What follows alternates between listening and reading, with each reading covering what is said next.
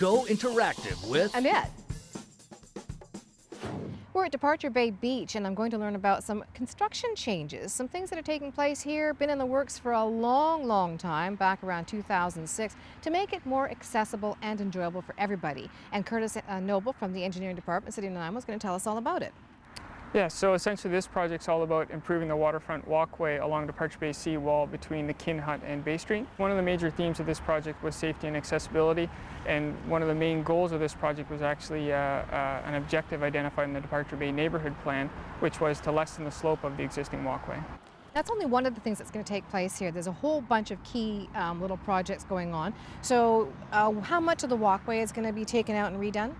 So the walkway itself that's going to be replaced is mainly in front of the car park area, but we will be extending upgrades for the street lighting and walkway lighting all the way down towards the Kin Hut. So what we're going to be doing is removing all the existing street lights and the above ground conduit along the seawall because it's reached the end of its useful life and it's not safe in some areas. And we're going to actually be replacing it with decorative LED lights along the walkway to light up the walkway itself, and we'll also be adding LED street lights to improve the roadway lighting levels. Here's the above ground conduit for the existing street lighting. As you can see, it's rusted and corroded in several spots, and it's reached the end of its life, so this will be removed and replaced as part of the project. What about access to the beach itself? Access to the beaches will remain as is when the project is finished. Last year there was new handrails installed, so that part of the project has already been completed.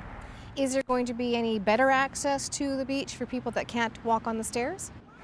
We're going to have improvements to the access from the car parked area to the walkway itself with a number of pedestrian walkway ramps. And I know there's also going to be a couple of changes to the parking, and maybe you want to address those concerns, Curtis? So with the introduction of the concrete stairs, we're going to be able to raise the elevation of the car parked area, which will again improve the slope of the car park area. But at the north end, we have safety concerns with cars not being able to back out without impeding traffic flows on Departure Bay. So one of the tough choices we had to make was implement parallel parking in that section. This is the parallel parking where we're standing here? Correct. So this is the area of the parallel parking. As you can see, we did this because cars don't have enough room to back out safely without interfering with the traffic, so people will be able to safely pull off in between the vehicle travel lane and the car park area. Now, will the area be completely closed off to pedestrians and people? The walkway and parking will be completely closed off to people depending on the construction activities taking place. We posted construction notices to the residents and other businesses in the area to watch for construction personnel and flag persons and signage to guide them along. Now, I know the city was also asking that if you're going to drive this route, you may face some single lane traffic, so maybe take a different route. And when is it all going to wrap up? Construction scheduled to complete March 1st of 2016. So there you have it.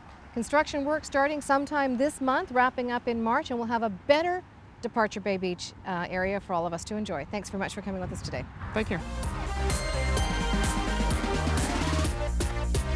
Paintings of food, examining the different relationships we have with food, and sometimes what you eat may eat you, and that's kind of what's happening in a way in this painting. This person's been dumped into the ocean. They've got some cement boots on, and they're being eaten perhaps by shrimp and crab. And then there's this guy here in a restaurant, and he's eating shrimp and crab. So yeah, I know some people who won't eat shrimp and crab for this very reason. Personally, I love it. We're going to shift directions entirely now, pop into the city of Nanaimo. I had the opportunity to sit down and chat with our new Director of Finance, Victor Mema.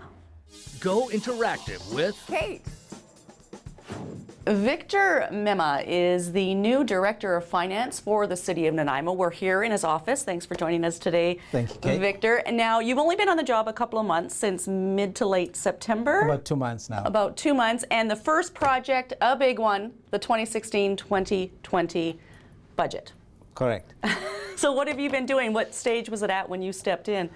It was 80% done, and we've just been having meetings with council, and we are probably in the middle of our consultation process where we're trying to get residents involved in the process as well. Okay, now one of the things that is in place to involve the residents, as you say, is an e-town hall meeting. It will be the third annual with the City of Nanaimo that takes place on November the 23rd, but there's something new this year.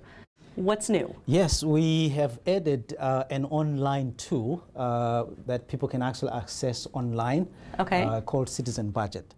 Okay. And what does it do? How does it work? It's an interactive process. Really, what people do is when you go to that site, you will basically see how much you spend per service. And so this is the draft as it stands now, laid out for anybody to see. Okay, yes. in this tool. And then you are able then to interact with a number of our services. And an example we're doing here is our police services. In 2016, we're adding a couple of new officers. And so we'd like to hear what people's thoughts are on that. And besides that, people are able to rate the service, whether it's we're doing well or the areas of improvement we can actually make. So this is sort of, if there's areas of improvement to be made, does that mean the city might consider spending more money in that area? That's correct. To improve it? That's correct. This information will end up in front of council, and they will take that into consideration as they deliberate through the budget.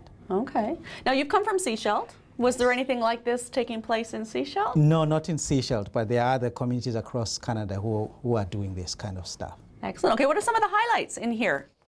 Well, we have a budget book. Really, all it does, it provides some detail around the costs per department, and so that helps people understand the activities that we're planning to actually undertake in 2016. Excellent. And it's not all final yet because there's still the process of going through council. We still have some more work to do. Excellent. Okay, and you can participate in the final phases of the draft before it becomes final and not a draft. You can go online to the City of Nanaimo website. The Citizens Budget is open from now until November the 27th. That E-Town Hall meeting takes place on the 23rd. Thank you. It's a pleasure to meet you. Thank you so much. Welcome to Nanaimo. Appreciate it.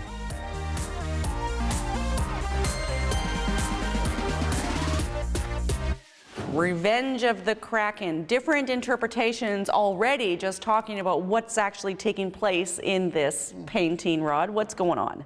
Well, this is what we eat can eat us. Like Captain Highliner is eating. And you didn't know that he was going to be Captain Highliner until you sort of saw him finished, right? Oh yeah, that's it. I looked at this and I thought, he looks like Captain Highliner. Yeah, he does. And he's eating calamari on board his own ship in a nice fancy table setting. Looks lovely. And Mama's coming up to grab Mama? him. That's her baby there on the plane? Yeah, that's her baby. No. It's Bambi reversed. Right. See, I thought maybe he was going to just cut it off and then add it, and he was going to eat that too, but he's protecting himself. You could look at it that way too. Excellent. Lots of personal stories here, paintings of food running at the Macmillan Arts Centre until the end of November. We're going to throw things over now to, wait for it, Clocked. We've been having a lot of demand lately. Where's Clocked? What's happening? Where's that show?